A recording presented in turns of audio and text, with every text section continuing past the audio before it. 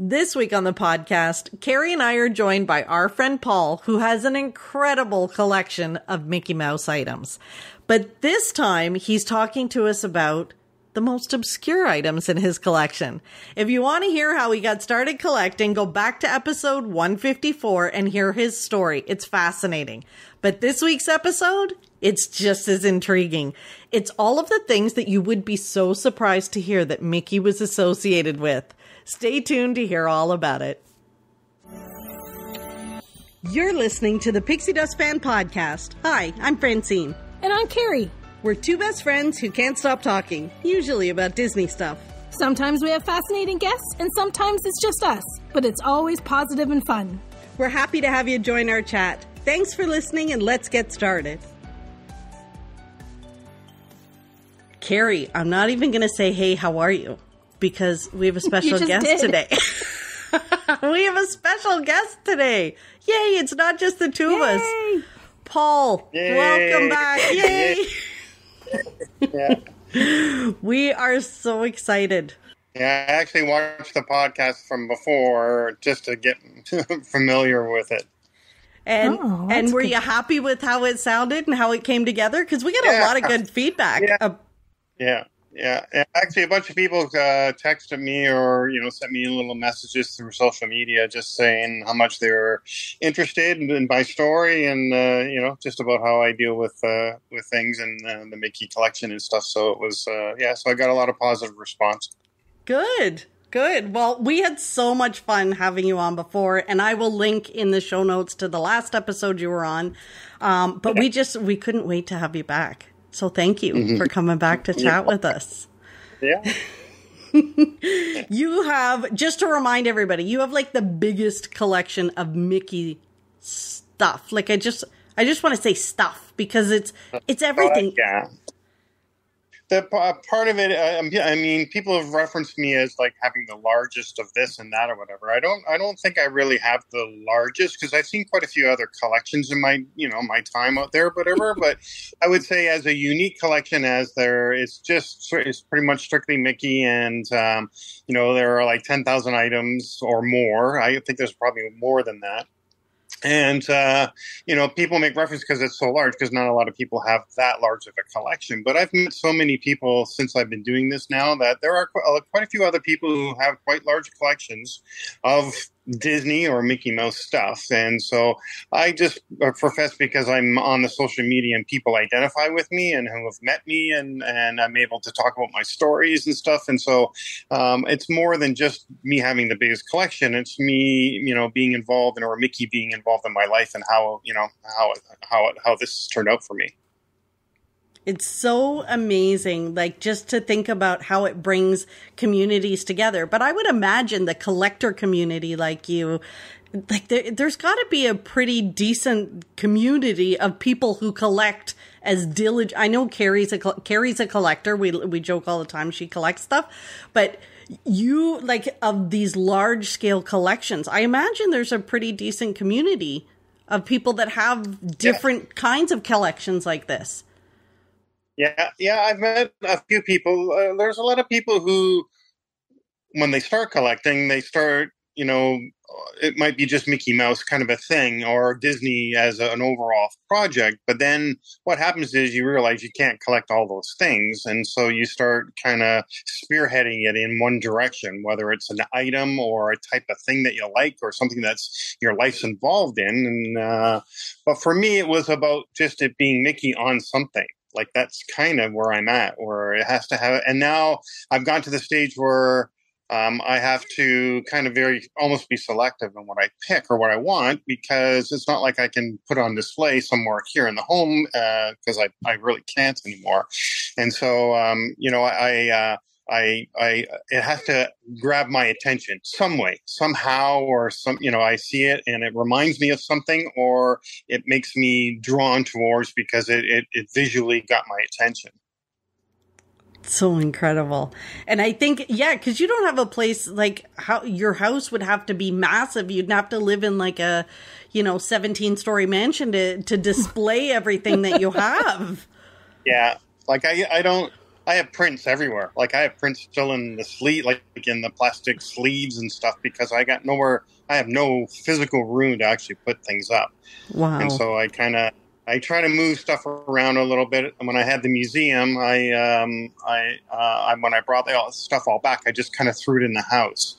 And now, like my son moved out in December and moved in with his girlfriend, and then they've decided to come and move back into the house.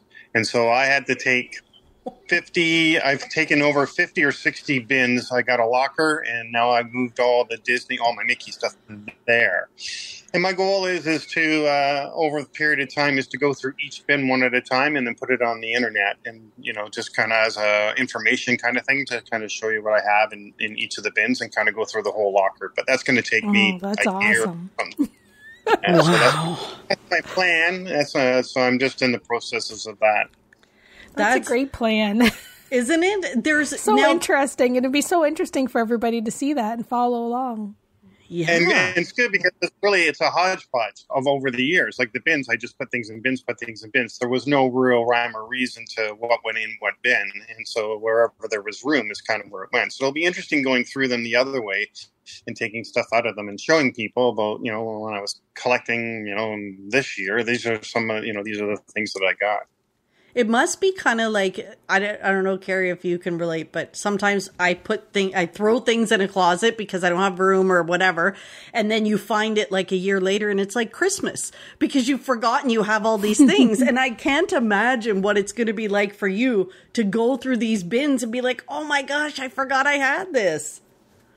Yeah, and I've been doing that now. And when I did the museum, it kind of was like that a little bit because I was pulling things out that I hadn't seen in sometimes 10 years. They'd been put away for that. And some of my bins I haven't been into for up to 10 years. And so there's quite a bit of stuff out there that I have collected that I have still that, I haven't exposed or really sent people to see.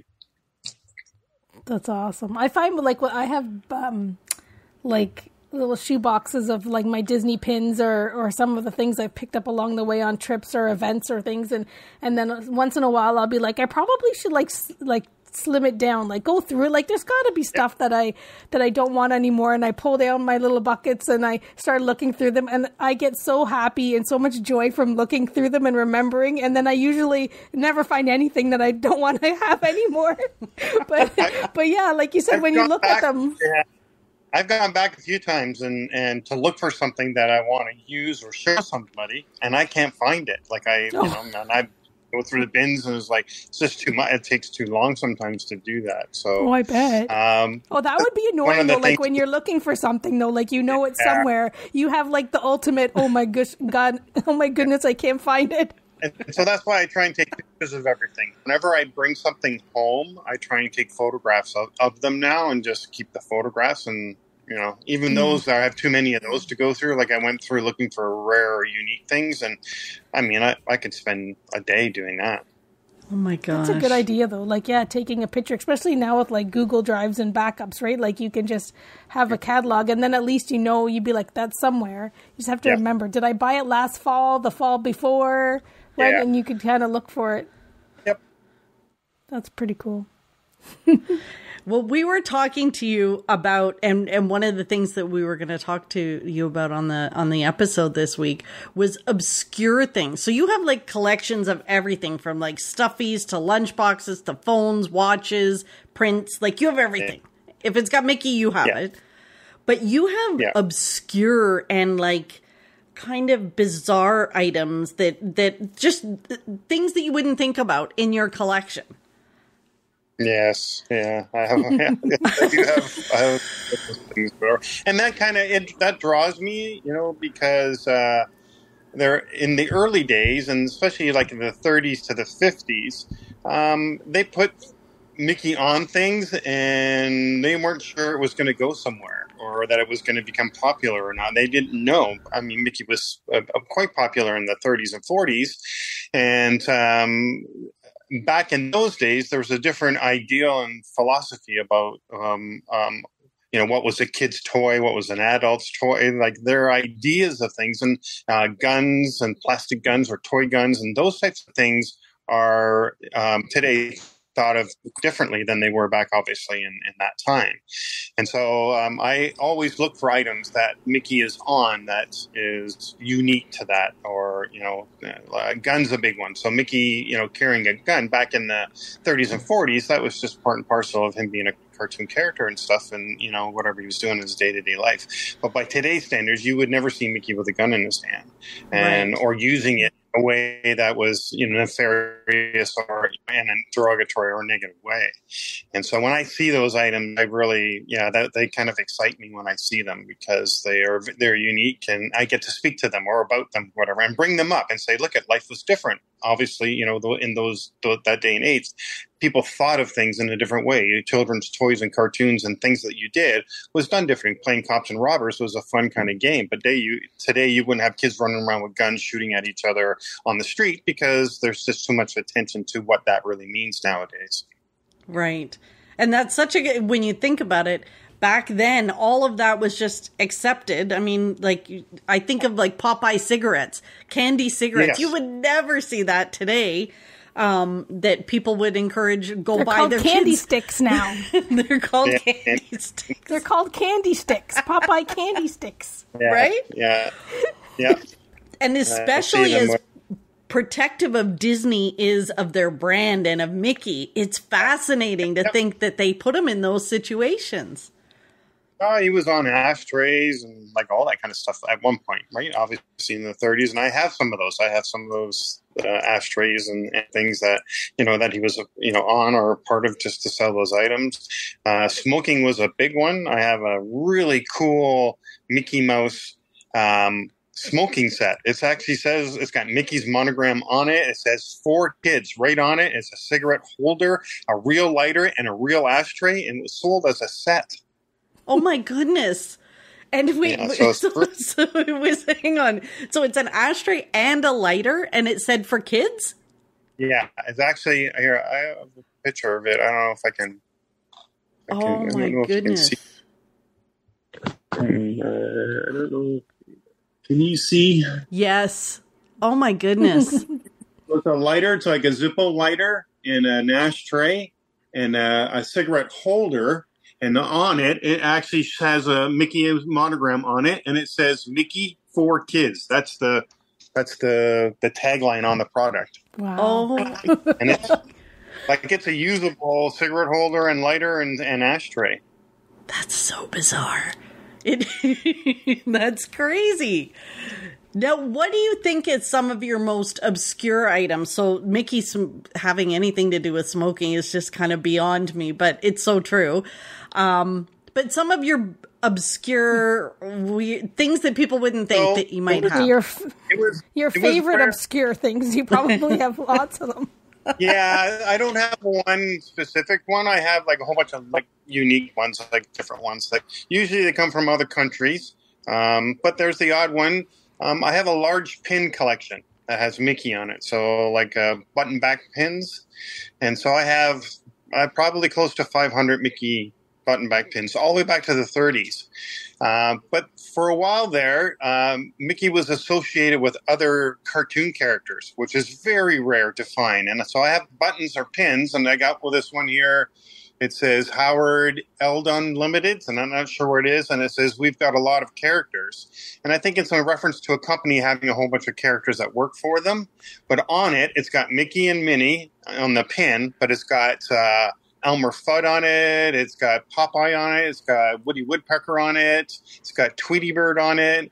And it's got one other character, which cartoon character that I don't know. And so for Mickey to be with other caricatures is very rare. It doesn't happen very often. He was with Betty Boop, so there's some literature out there that has Betty Boop and Mickey in the same, because they were around the same time. Felix the Cat, who was a very a naughty, negative kind of cat-like character. There's a few of those out there that have both of those characters on it. So anything that had Mickey on it, a lot of my paper stuff that has Mickey and other caricatures that aren't Disney related is very difficult to find. And so I always quite thrilled when I see that, or if I can find it like that. Oh, yeah. I remember, it's funny you say that because I remember when Roger Rabbit was being made and there was this big thing that they had to go get special permission, and it was such a big deal because there's scenes in Roger Rabbit with Mickey and the other toons. Yeah. And it was such a rare thing. So I agree with you. Let's talk within the Disney company itself. So Pixar is owned by Disney. It's a Disney company. But you tell me a Pixar picture that has Mickey and the Pixar characters in it at the same time. It is very rare. I've yet to find like a good piece that I would say I could put in my collection. Yes. And that's within its own company. And you're right. Like when you think about Mickey, sometimes I think he can appear like on little background things or stuff like that, but you wouldn't see him in a movie up front and center in like, and I can't even think of it. So maybe we should challenge our listeners to tell us if they've ever seen anything of Mickey in a Pixar movie. That's awesome. Yeah. I know. So he was in Roger Rabbit. And there's a short scene where he is actually in that with the other characters and stuff. So, and there's been a few photo cells I've seen of Mickey and Bugs Bunny floating down or like falling or whatever together. So I've actually seen like prints that were Disney related together. But like I said, they're very rare. They're very hard to find. They're obscure. Absolutely. That's awesome. It's true. Yeah, those are fun to think about. Do you have any others, Paul, that sort of you were... I have a very large plush collection. So I have somewhere between 500 and 600 plushes. Now, some of the older ones are weird because they're designed by whoever designed them. And you can tell they're Mickey, or they're supposed to be because they're wearing the colors and everything are the same. But you can tell they're a little bit different. They got like a rat-like nose, or his features are different. They're not like the Disney store-related type plushes. But I have a few that there was a controversy about him being what he was being, or the character. So one of the ones I got is from... And the first year that Disney took over the Star Wars apparels, they made a bunch of stuffed animals or stuffed characters, and Mickey was one of them. And he was a stuffed character as Darth Vader. And so that makes him a negative character or an evil character, and they didn't want to do that. And there was some conversation, I believe, between Lucas and the Disney company about maybe not doing that, not associating, and so they one time released a plush Mickey as Darth Vader, which I have in my collection, and it's very hard to find. They're quite expensive actually if you try to get one nowadays.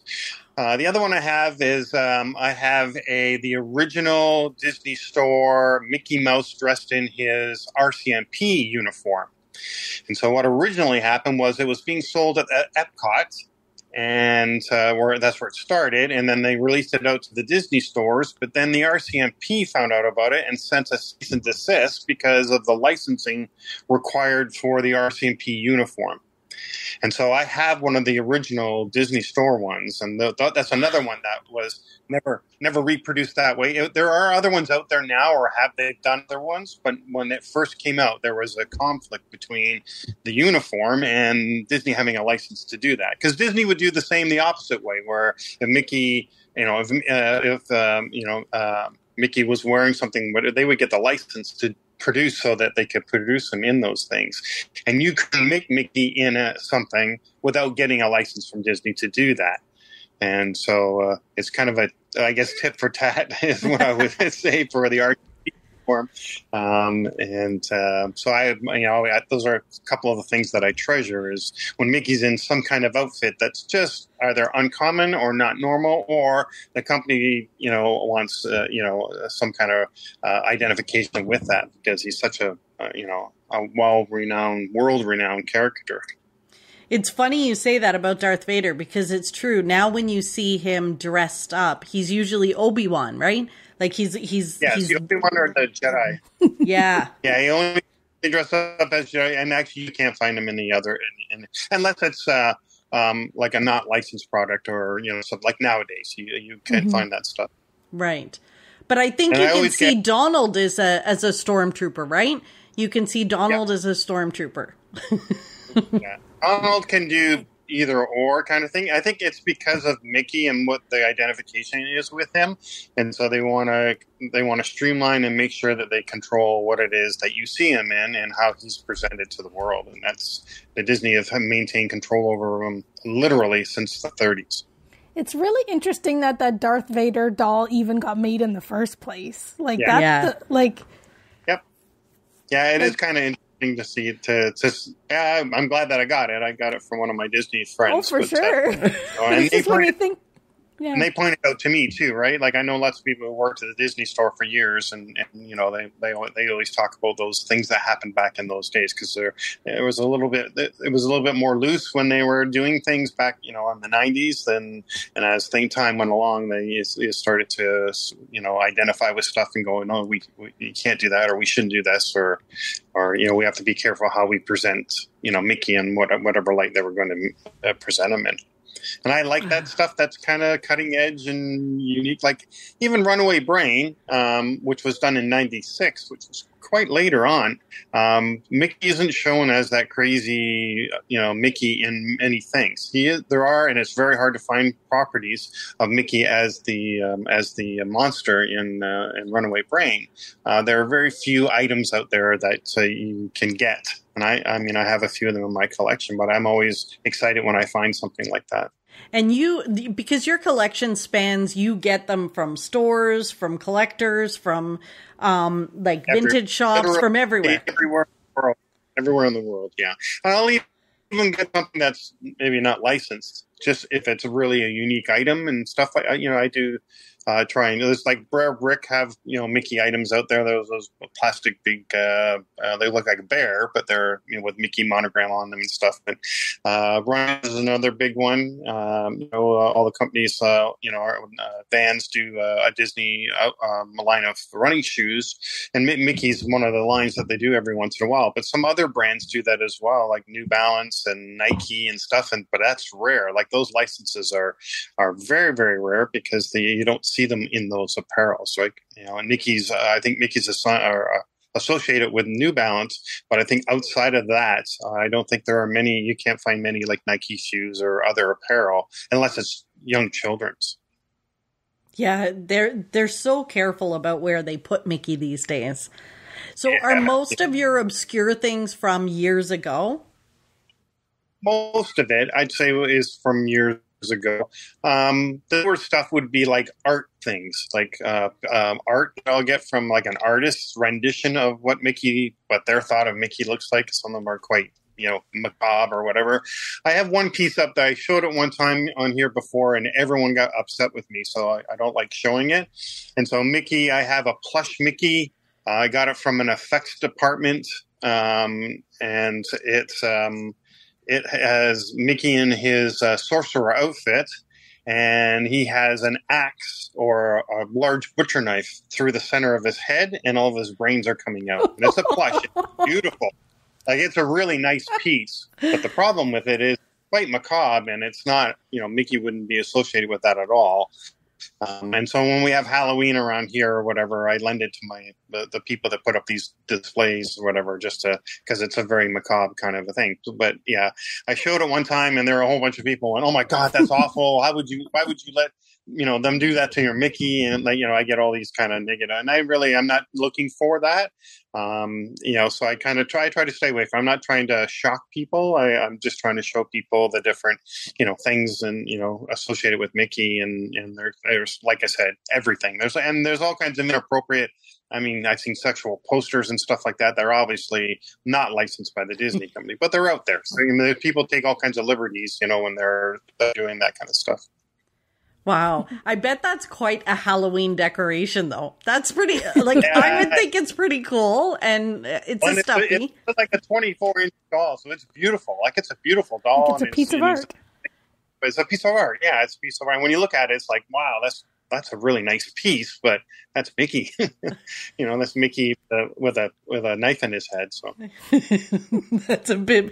It is definitely something you wouldn't expect.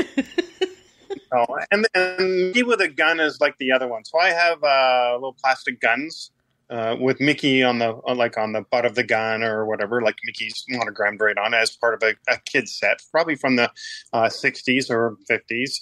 I have books where Mickey's shooting things with a gun. So I have him in the Jungle Cruise back in the 50s. Mickey used to ride the Jungle Cruise boat. The hippo would come up to the boat, and Mickey would take a gun and shoot the hippo. That was part of the ride at one point.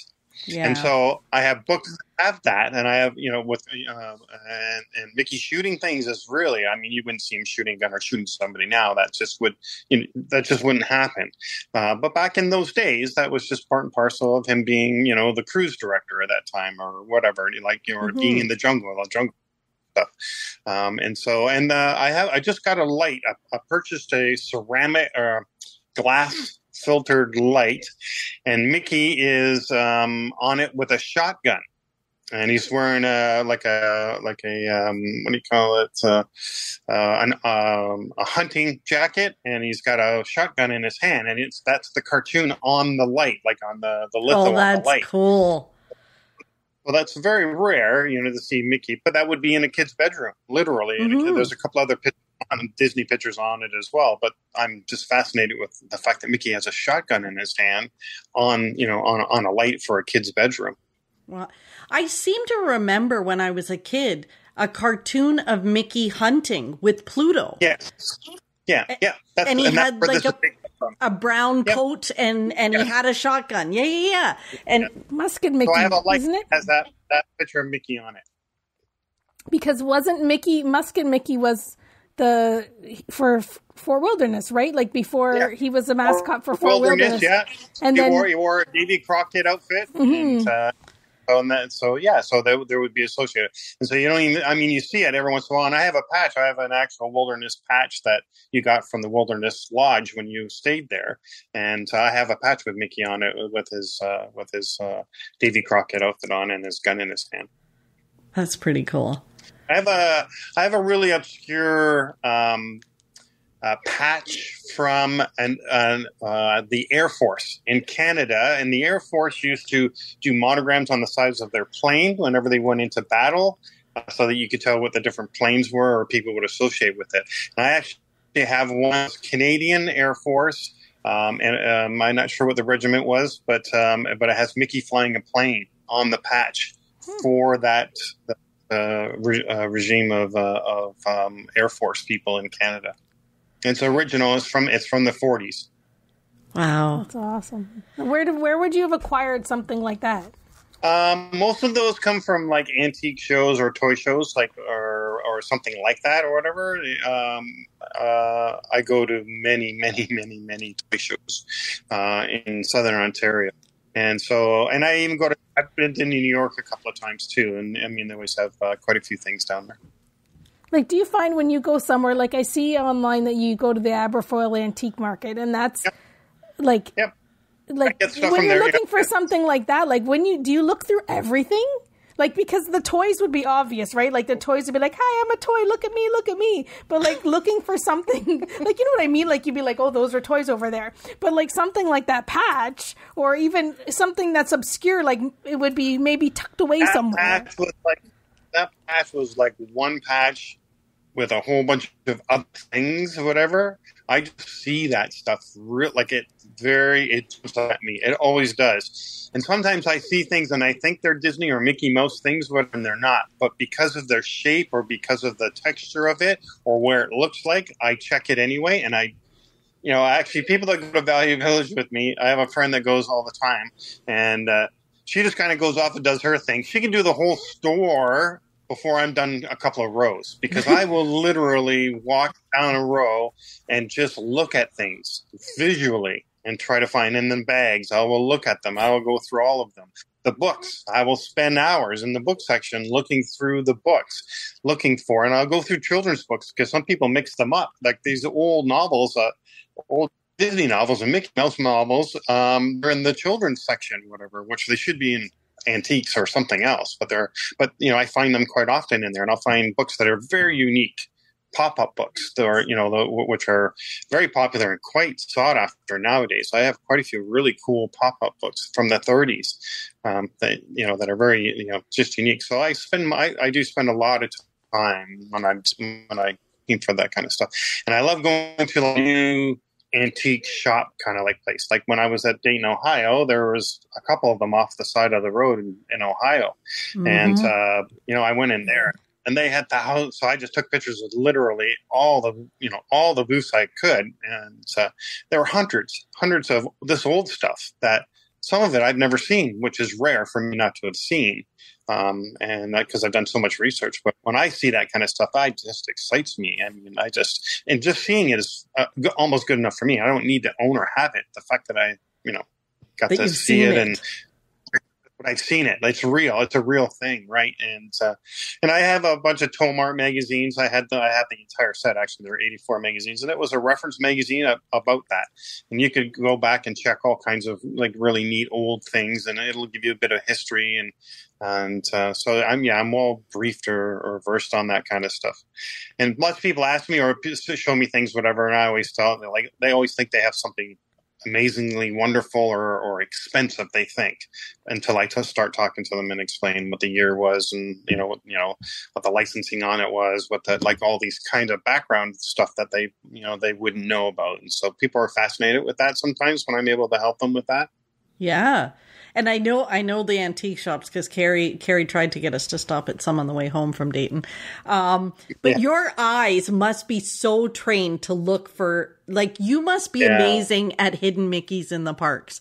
Did you do that in the parks? Well, they took me around when they took me down to the park the one time there, I walked around the studios. And they had a bunch of hidden Mickeys in the studio area, like on the grounds. And I found pretty much all of them. Because you're just trained. Your eyeballs must just zone in on it. I already look at that shape. That shape, his ears and the head part of him, whatever, that shape is ingrained in my mind. Literally. Yeah. I see water droplets that are in that. I would point that out. It's kind of... Yeah, it's almost a sickness, I guess. But it's found me a lot of things. I can only imagine when you go into stores and you see it, you just see the shape everywhere. Yeah. Yeah, I do, and I still do. I still very much see it everywhere, but it doesn't bother me anymore. I just use it as a kind of like a referencing point, and it just draws me in to look at things. And then when I do find something, a lot of times I'll have a conversation with whoever owns it about where they obtained it or, that kind of stuff, whatever. And then that gives me some more insight into, about it or what they know or what, what they don't know or what they think they know. Because sometimes people have these elaborate stories about things and they're not true or they're not right or they're not, factual to the piece. And so I can help out with that sometimes. That's pretty cool. Yeah, it's cool. I want to go antiquing with you. I just would love to see you in action. Yeah, there's lots of people that like to do that. In Frillton, there's a antique market in Frillton, Ontario, and they have a guy. His name's Chad, and I've known him for quite a few years. And he's a Disney collector. He collects all Disney though, but he gets quite a few Mickey Mouse things, and he collects a lot of the older stuff. And he has 2 or 3 booths up there, just Disney, all Disney, everything. And I go up there every once in a while, and he's got things I kind of want. He's really good with me. He'll, give me at a really good or reasonable price, whatever, whenever I see him. But he's way younger than me. So, and he's been collecting for a while. And so it's kind of neat to see, another generation of people doing that because he does the same thing I do. He goes to value villages and all over the place or estate auctions and that kind of stuff that I go to. And so I invited him here to the house and he came in and the first thing he goes, okay, I got one of those. We would go, he'd point out what he had and what he didn't have. And, and so I always find that's kind of cool. That is awesome. That would be fun to see, see 2 collectors come together and talk about their collections. It's just, it's so joyous. It's so happy. It's just, And I often think sometimes you're having a bad day or something isn't going right. And then you see that Mickey silhouette, whether it's a water droplet or a cloud or something. And it just, it grounds you back to being happy. It's yeah, and it's funny. I kind of used it like therapy for a long time because I worked in an environment with a high stress job, and whenever I left there. I was always inundated with these things, these wonderful things, and so my mind was somewhere else other than what was going on or the stress, involved in my life, my world. And so I've used that as a philosophy in life, to look at it from that perspective first. It's like looking at the glass half full as opposed to, I'm very optimistic. It's the same thing. Look at everything as if it's going to be a Mickey character and then work back from that, right? And so that's how I look at it. Or I look at the environments that I'm in is to look at it from that perspective first. And then, I think it grounds me or it makes me feel, more comfortable or, jovial or happy. And when I meet other people doing that, it's like, what a bonus that is. Right. And so like to be in a room, like at a Disney meet is insane because I'm with all these other people doing the same thing I'm doing is like, I could walk around for days in this environment because it's such a it's a nice feeling. Yeah, it's so fun to just get together with other Disney people who just have that same philosophy, the same love of that kind of stuff. And just because you automatically become fast friends because you share this connection that not everybody gets. Like if you're not a Disney person, you don't really get how this just bonds people together and what a difference it can make in your life. Yep. And I find because people know the people that kind of know who I am, whatever, know that piece about me. But people who meet me new or whatever, and then I start talking about things, and then I start talking about Disney. Like I don't even have to talk about the Disney piece or whatever. Just how I engage them with conversation, whatever. They're always fascinated with that. And then I show them the Disney thing, and that just sends them over. Any new employees, whatever, I always try to share that stuff with them. They're like, they would never in their wildest dreams think that that's what I was into or who I was. And so, other than the fact that I have the tattoos and stuff, and I just got a new tattoo, which is I just got a brand new tattoo. So, and I'm going for, I think two more in December and 2 in February. And oh my gosh. I'll have all these new Mickeys or whatever. And that's a wonderful sensation for me to do that and be part of that. And in my hometown, I found a Disney tattoo artist who's been doing it for 50 years. And when I actually went to some kind of an outdoor festival, and the guy was opening up his new tattoo shop. So I went and talked to him about getting tattoos done and whatever. He says, "Look, there's this girl. You got to talk to her. She's a Disney artist. Blah blah blah blah." I didn't know anything about her, and so I wrote her an email, and she writes me back and says, "I've been waiting to meet you." That's awesome. She knew about me. She already knew about me. And I went down and talked to her, and she was exactly who I wanted to speak to. Oh my goodness! Or that kind of artist you meet that that's going to do work for you or be do some stuff for you, whatever. And she's fantastic. That's amazing. She's so excited to be able to tattoo you.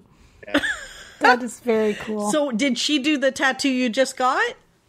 Yeah. You can see it. Oh. Now, what year is that from? That's him with his big banjo. Yeah, so that's 1932, and it was on a music sheet. And part of the significance for me is that I built cigar box guitars for quite a few years, and so I have quite a few of them here, that I built over the years. And so I wanted to have Mickey playing a box guitar on my arm or whatever, just as a kind of like a kinship with that. And I like the old design. Mm-hmm. That's amazing. She did a great job. Yeah, she's a fantastic. Absolutely. I wouldn't go to anyone else now. Wow, I might need that contact info. But yeah, actually, if she has a website, I'd love to put it in the show notes for people that are in the area that are looking for their next Disney tattoo. Yep. Everybody wants a Disney tattoo. That's Yeah, nowadays she says that too. She says that people are more like that. And do you know what the most tattoos or the most design that she does? What? Tinkerbell. Stitch. I guess that makes sense. The most design that she does on people's arms or on their bodies is Stitch. That is shocking to me. I don't know I why. don't think that's so shocking. Everybody loves Stitch, but us. And Stitch has he's a character too that could have different kinds of, like, wearing different kind of outfits and uniforms and things and being different kinds of emotions and stuff. He's quite a versatile character as well. So I think that's part of it. I think on top of that is a lot of women are drawn towards the Stitch character because they find him very cute or unique and kind of troublesome. He's a bit of a troubling character, gets into trouble all the time, like that. So I think that there's a tie in there where a lot of the more female people get that kind of a tattoo on them than something macabre or villainous. Well, it's funny. We have a listener, our friend Anna, who's a huge Stitch fan. So she's probably yelling at us right now going, see, everybody loves Stitch. But maybe now Anna needs to get a tattoo. Anna, do you have a Stitch tattoo? Do we know that? Does she have one? I don't know. Maybe she does, and we forgot. Maybe she needs to get one. Well, if she needs one, we can hook her up. Yeah, exactly. That's right. That's incredible. And do you have plans for your next ones? Like, you know what you want to get? Yeah, so the next ones, what I've decided to do is I'm going to do Mickey through the years. I'm going to start at the very beginning, and I'm going to put all of the other ones that, that are him in uniforms that excite me or that I like the band uniform or Steamboat Willie and Plain Crazy and that kind of thing. So I want to try to get different Mickeys on me, like a whole bunch of different ones that are taken from a lot of his different cartoons. So I get to pick the ones I like the most or what I want the most and get them. I thought about them drawing each other or kind of doing something to each other on my arm, but I'll wait and see. The placement of it, I haven't decided whether I'm going to go straight down my arm or kind of go back and forth across my arm. I haven't decided what I want to do. Interesting idea, though. It's pretty cool. There's all kinds of ideas. Yeah, and the other one, I like on my Sorcerer Mickey on the one arm, I have Tinkerbell in his hand, and I want to put the castle behind it, just like it is on the Wonderful World of Disney. And so I'd like to do a castle in the background, but I mean, like I said, I got lots of time to do all that stuff. Paul, I could seriously talk to you for hours and hours and hours. I don't have to work tonight, so. Well, I'd want to make sure that we cover some of your most obscure collectibles for sure. Like, you've shared quite a few with us. Is there one that you were really shocked you when you saw it? I always find some of the ceramic ones were from Europe because he looks different. He looks like a rat. He doesn't really look like the Mickey Mouse that we know at all. And so a few of those are kind of interesting. I like. I have a chocolate mold, and it's I think it's from the 50s, and it's got a bunch of Dutch chocolate molds on it. But it also has, one of them is the old style Mickey with the rat nose and everything on it. I don't know if I'm going to see if I can show you. Let's see. Oh, cool. Oh, my goodness. So, but it's a big cast iron. That's awesome. Right? And so I literally went to some garage sale. And so I walked by this on the porch or whatever, and I swear I saw Mickey. I went back to it or whatever, and I looked up on it, so I asked them where they got it, and they said that one of their grandparents had worked at this chocolate shop, and when they were because they usually destroy the molds, they didn't destroy this one; they gave it to them, and that's how they ended up with it. And so I said, well, I need a collection. And since then, there's been a couple of people. One of them was a Disney artist who worked for the Disney company here in Canada. He wants it. He's asked me a number of times to sell it to him. And I bought something off him recently, and he asked me to bring it to his house to show him. And so I took it to this house to show him. And so maybe you should just make some chocolates and then you bring it back home. Tell him to come over for the afternoon. We'll make some chocolates, and then you'll take your mold back home. It is. Oh, my goodness. I love that.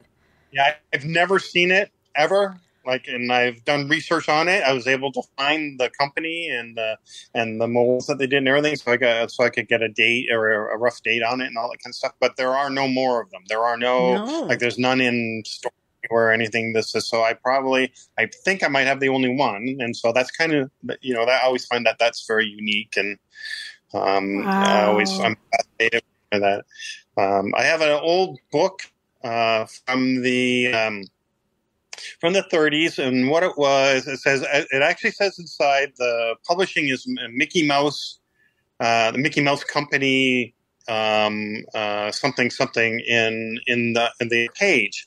And so I did some research on it, and I found out that, and it's all black and white, so there's no color in it. And then when you flip the pages, Mickey and Minnie dance on the pages, and it's a hardcover book, and I don't have the slip sleeve, but I found out that the book was produced in Canada on the premise that Canada had a license to produce Disney materials or Mickey Mouse materials, but they didn't, and they were sent a cease and desist because Canada felt that because we were a Commonwealth country at the time and England had a license, that they could use that license because we were a Commonwealth country.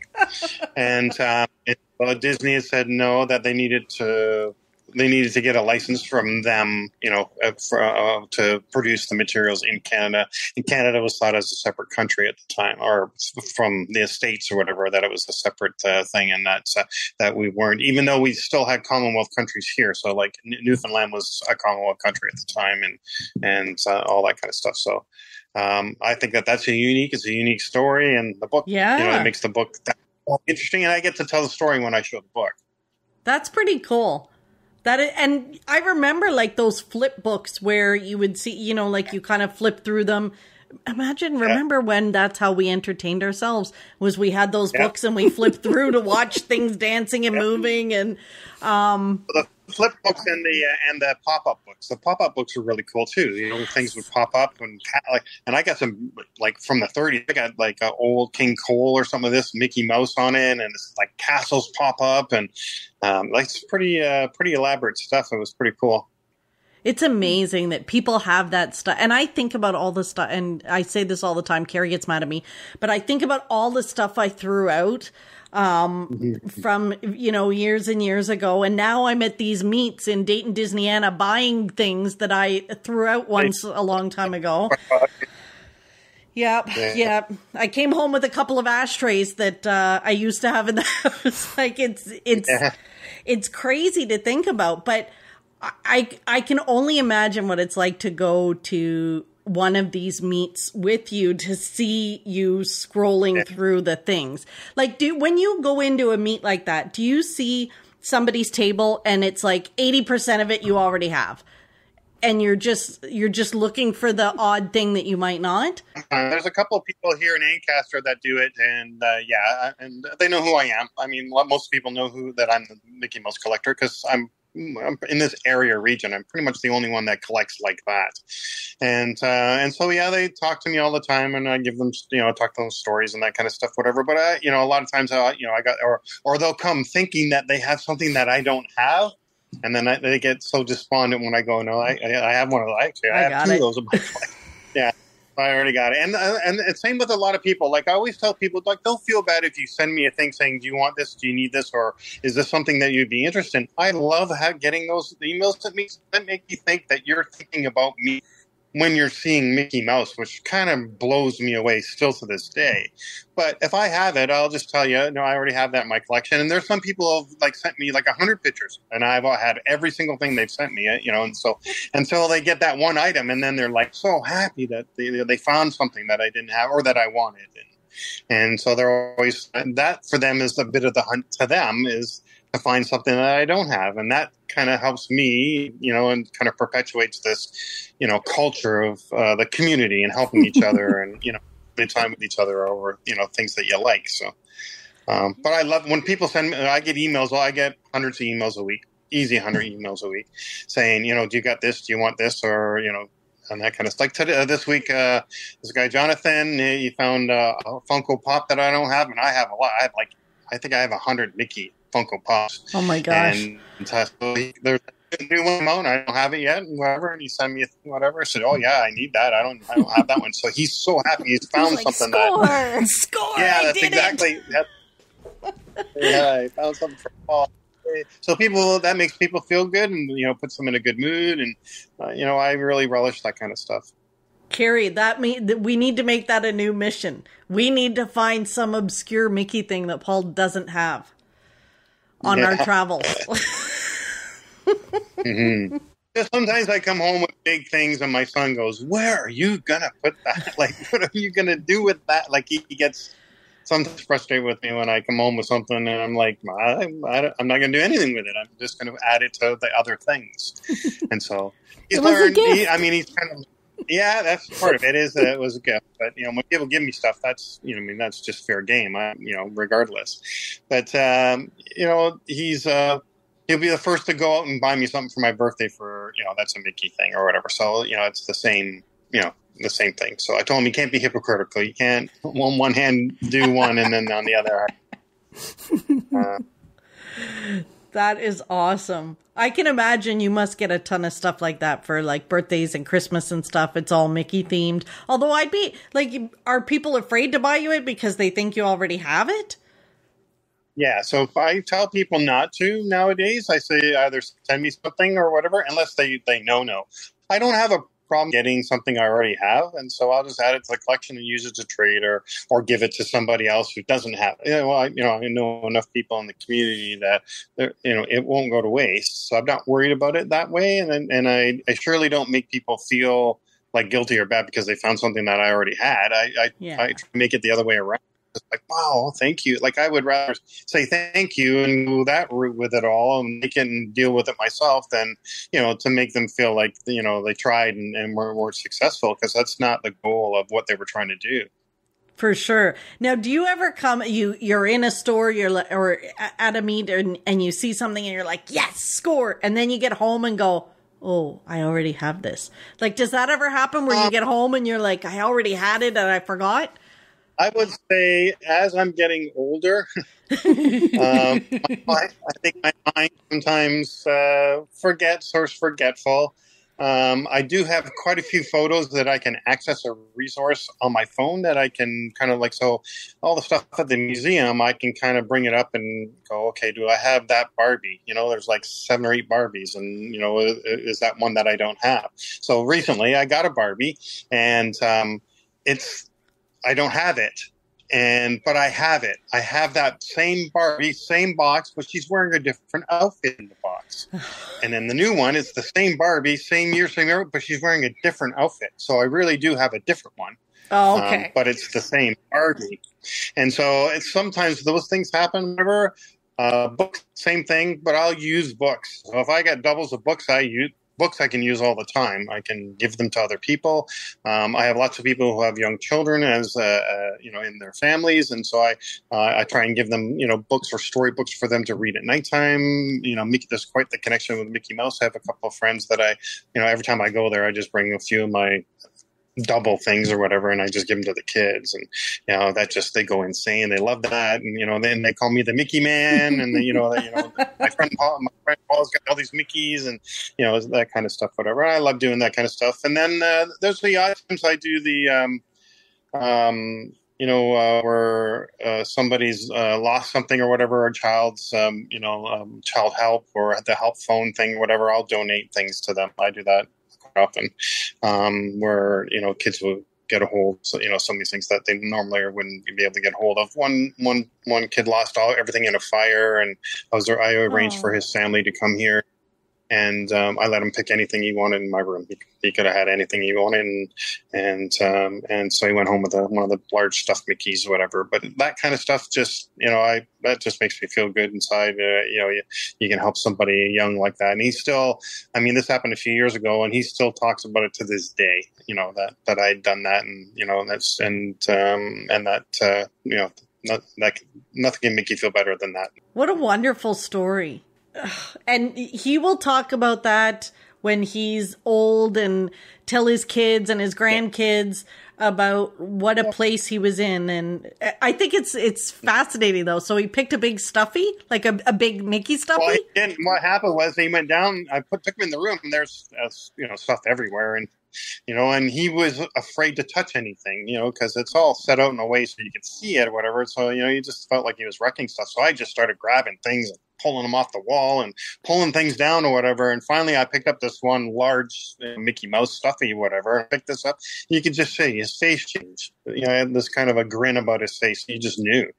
And so I just handed it to him. I said, you take this and this will replace whatever you had for the one, whatever, but I want you to take care of them. Like I took care of all of these Mickeys. I made sure that they're all okay. And that's your goal, is to look after them and take care of it and whatever. And so I was able to, connect with them and make him feel better, even though obviously his life was in kind of a, turmoil. Yeah. He'd lost everything.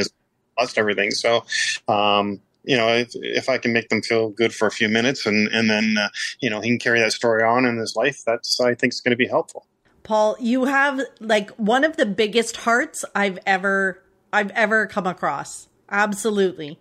I'm always in awe when we talk to you and hearing your stories and things that you do and how nonchalant you are about the work that you do and how much happiness you bring to other people. Like, I know you do this because it makes you happy, but what it does for other people in your community and people in your life and even strangers, like it's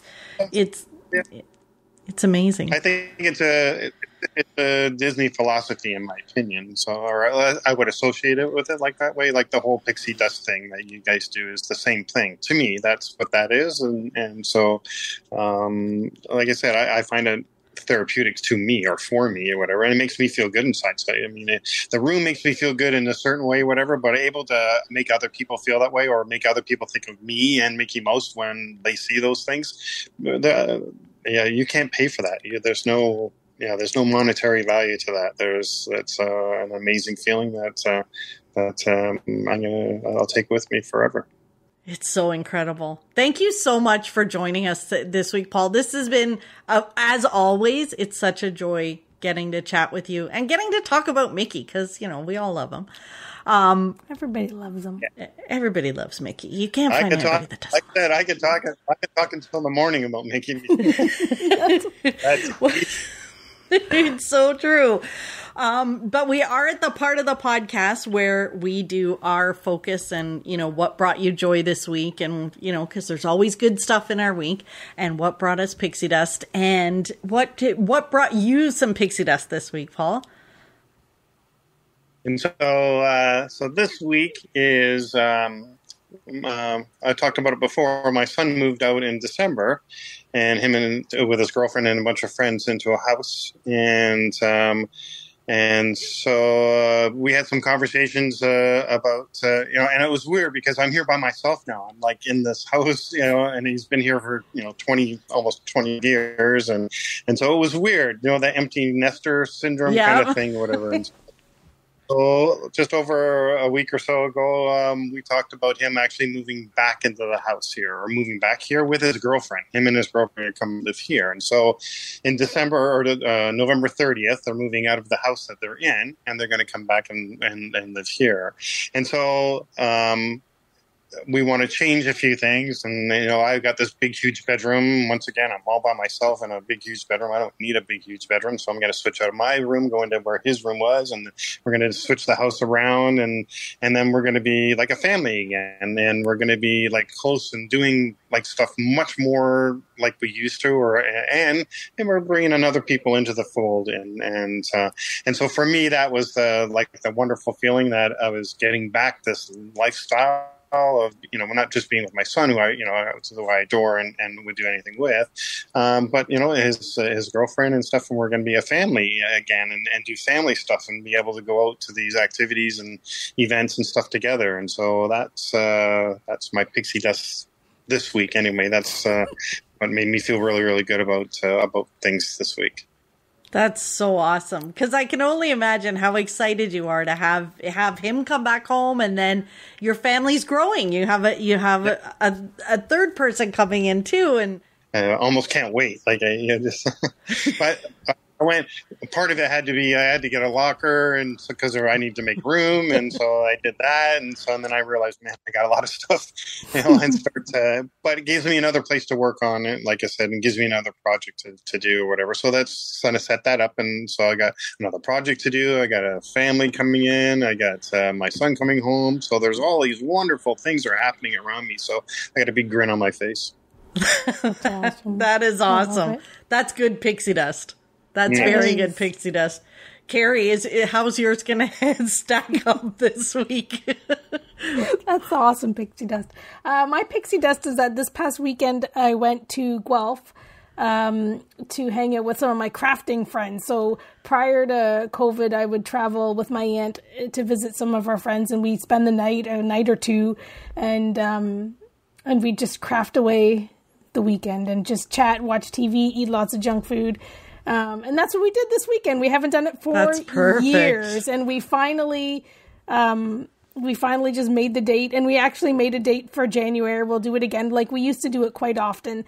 So it was really good. It's just like old times, and it's really just stepping back into their house. And it was just like it used to be. It felt like no time had passed. Like it really didn't feel like it was awesome. So we had a lot of fun, ate a lot of sugar, stayed up too late, all that stuff. But those are the best weekends. Mm-hmm. That's right. Did you make any Disney? Did you make Disney crafts? Did I do any Disney crafts? I didn't do it, but I did look through some Disney paper and stickers and stuff like that. But I didn't do any Disney crafts because often I do lots of Disney crafts, but I often am not prepared. And especially now because I've been so busy, I so wasn't prepared. So my aunt packed up all kinds of stuff. I didn't bring a thing. She packed up all the stuff from her house where we go crafting. And so when I get there, and I've done this quite a few times, I'm like a crafter for hire. So I get there and they were like, hey, I got this new die cut in this paper that matches and you can cut the flowers out. So I spent like 4 hours cutting out everybody's. I did mine, and then I did four different sheets, and I was like, "Don't worry, I got this. Give me your piece of paper." So when I don't prepare my crafts, often I make lots of cards. Like I make homemade cards. I'm a scrapbooker for hire, so that's what I was this weekend. I was like, "Do you want me to do that for you?" So I was just whatever they needed me to do. I was like, hand that over. I'll do that for you. There's a fussy cutting. Like a lot of scrapbookers don't like fussy cutting. And that's when you have like the little tiny really scissors detailed and cut around stuff. Yeah. But instead of, you can buy die cuts to cut things, but not everything has a die cut. So like, I'll be like, I'll fussy cut that for you. Let me get my scissors. And I just sit and I'm a crafter for hire. So, so that was my weekend. And even not prepared and even really not accomplishing anything on my crafting agenda, I still had a great awesome time. Yeah. Yeah, I have all kinds of craft stuff here too that I just buy it because it's got Mickey on it, as opposed to buying it to make crafts or do that. I got scrapbooks. I don't know how many scrapbooks I got, like all that stuff here. Oh my God. Mickey's even in the crafting realm wherever you look. What about you, Fran? What's your pixie dust? Well, mine barely holds a candle to either one of yours. I was just so excited this week that I had to go into the office this week, which I don't like to do. But I got to go to a new office. So it's a different office because I'm working with a different team, and it's closer to my house. So even the other night, I left work and I was home in 20 minutes. And there was traffic. So that was it was like the best feeling in the world. I swear, I got home, I pulled in my driveway, I looked at the clock and thought, this is amazing. I need to work out of this office more. I've got the whole night ahead of me. It was like I'd won the lottery. I couldn't believe it. So yeah, I have to go into the office again tomorrow. So I'm very excited about my drive. Even with traffic, 20 minutes I can do. So yeah, it's amazing what brings you joy. Paul, thank you again so much for joining us. And we're absolutely going to have you back again because there's so much to talk about with Mickey and so much to talk about with you. It's been an absolute blast. So thank you. Thank you. I enjoy doing this. You girls always make me feel great. And so it would be hard to press to say no not to do this. Awesome. See, we're locking them in, Carrie. Locked in. Done. That's awesome. Thanks for listening to the Pixie Dust Fan podcast. We hope you enjoyed the episode. Make sure you're following us on your favorite podcast player so you'll get a new episode every week. And find us on social media too. We'd love to hear from you. Till next time, remember, you are never too old to be young. Chase your dreams and design your own happily ever after.